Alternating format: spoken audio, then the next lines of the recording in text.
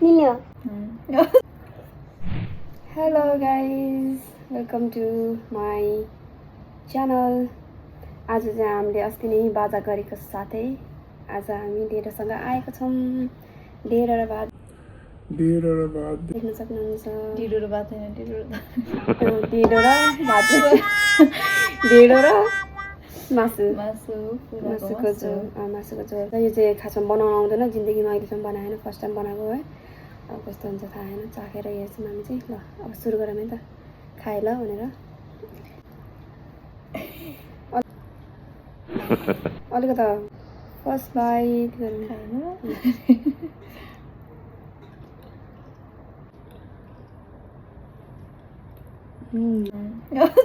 घाँटी भएन, कहिले पनि खाएन अहिलेसम्म। अलिअलि मम्मीले गर्दा चाहे मात्रै हो क्या, एक दुई गाँस त्यसो चाहे मात्रै होइन। अलि राम्रोसँग गएन नि तँलाई, हुलुक्क गएन कि यो। अब आएन होला घरमा। तर मिठो भयो। चपल खोजिरहेको चाहिँ म त अलिअलि चपाएर निलिनु भएन नि। नआएपछि फेरि अड्केर भिडियो बनाउँदा अड्केर गएको भयो नि त। मिठो भयो।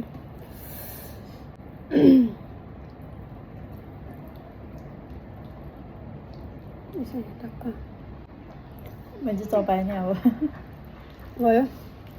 अलिकति मजाले झोल दिने जान्छ। यहाँ चाहिँ खुर्सानीको अचार, खुर्सानी र लसुनको अचार पनि छ। रातो वाला देखेँ होइन।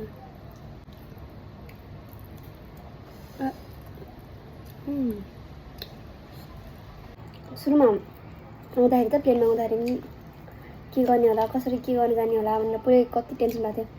अनि मलाई केही आइडिया थिएन नि त अहिलेसम्म त्यस्तो टाढा। अब सपोज के अरे काठमाडौँदेखि गएको भनेको काठमाडौँदेखि गोर्खा हो, गोर्खादेखि काठमाडौँ हो, त्यहाँदेखि अन्त गएको होइन। अनि झन् त त्यहाँबाट पनि गएन होला, काठमाडौँ। अनि रेसिपी अलिअलि त्यस्तो तसरी बस्ने गरेर गर्ने गरेर धेरै महिना त्यसरी त गएन नि त।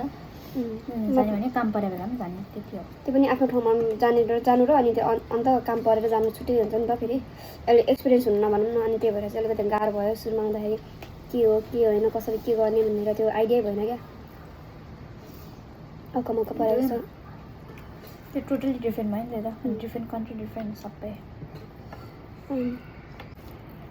आयो। कसैले डेन्सीबाट रुम मिलाइदिएको थियो, रुम राम्रो भएन। अनि सर यता त्यस्तै भयो, झगडा भयो होइन।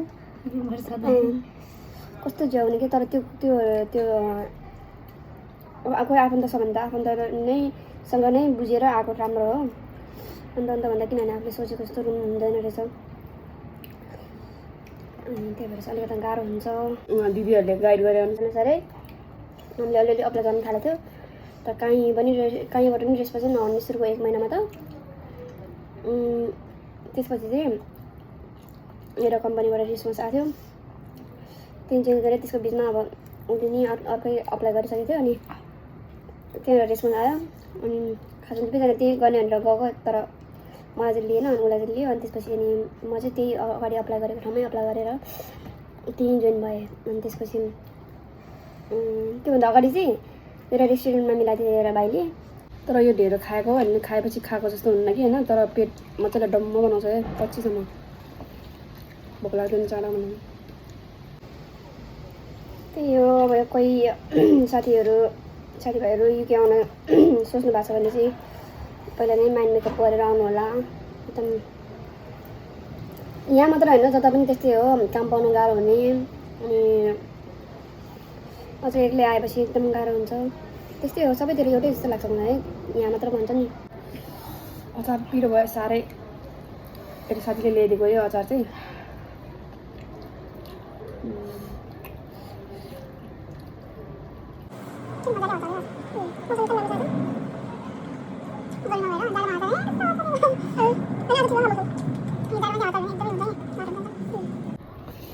त्यसले त्यो घुलुक्कै निल्नुपर्छ भन्ने छैन क्या। आउँदैन भने चपाएर निल्यो नि के हुनु।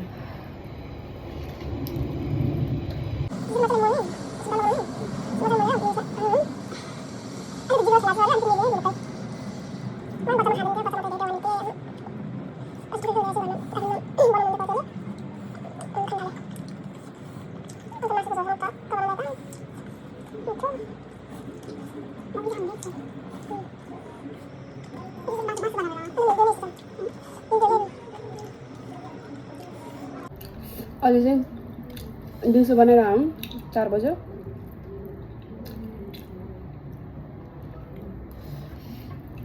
बिहानको बेला खाना यही हो घरमा बनाएर खानु होला तपाईहरु पनि पिरो छ भने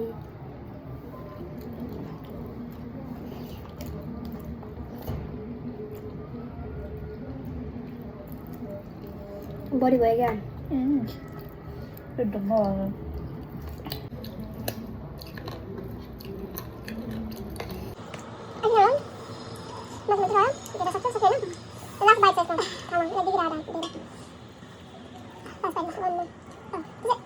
यति नै हो गाइस अब बिस्तारै खान्छौँ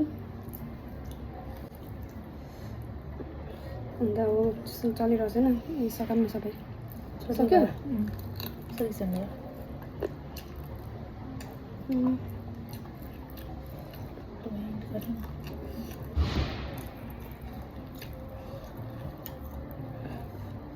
सरी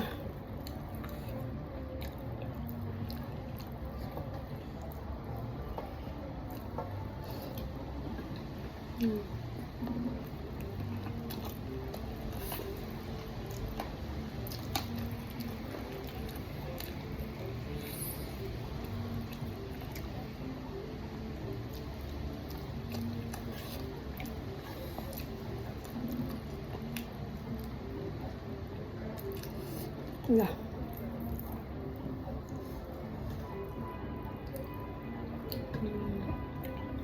finished.